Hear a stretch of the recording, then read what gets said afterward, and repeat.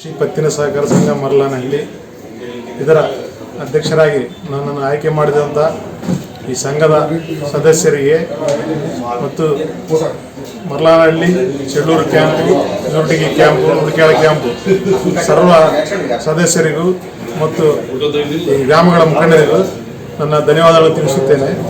ಅದೇ ರೀತಿ ಹಿಂದಿನ ವರ್ಷ ಹೆಂಗ ಸಹಕಾರ ಪ್ರಾಥಮಿಕ ಸಹಕಾರ ಸಂಘ ಅಭಿವೃದ್ಧಿ ಆಗಿದೆ, ಆ ಅಭಿವೃದ್ಧಿಯನ್ನು ಮುಂದುವರಿಸಿಕೊಂಡು ಹೋಗುತ್ತೇನೆ ಅಂತ ಕೂಡ ಇವತ್ತು ನಾನು ಒಂದು ಪ್ರಾಮಾಣಿಕವಾಗಿ ಹೇಳಲಿಕ್ಕೆ ಬಯಸ್ತೇನೆ.